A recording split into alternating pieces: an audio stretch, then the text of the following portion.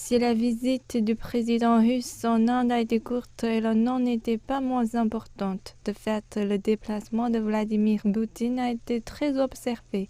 Il s'agit du second voyage à l'étranger de Poutine cette année depuis le début de la pandémie et la visite a été qualifiée de moment déterminant dans les relations indo-russes. Le 20e sommet Inde-Russie a ainsi couvert plusieurs domaines pour renforcer les liens vieux de cette décennie entre les deux pays.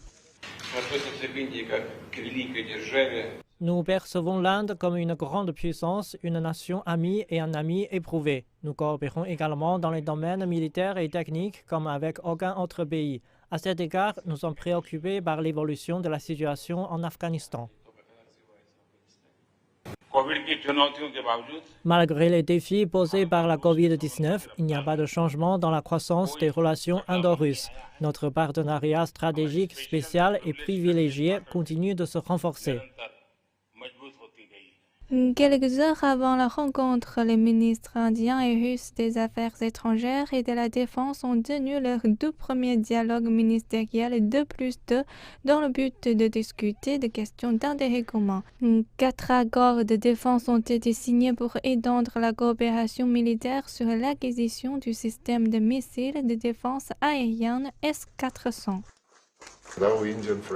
Nos amis indiens ont expliqué clairement et fermement qu'ils étaient un pays souverain, qu'ils décideraient eux-mêmes à qui acheter des armes et qui serait un partenaire de l'Inde en la matière. C'est confirmé et cela a été mentionné aujourd'hui également.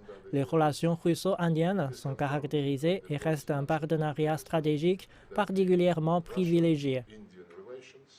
L'Inde et la Russie ont signé 28 accords, un nombre record dans un large éventail de secteurs couvrant notamment le commerce, l'énergie, la culture et l'éducation pour démontrer la nature multiforme de leur partenariat bilatéral.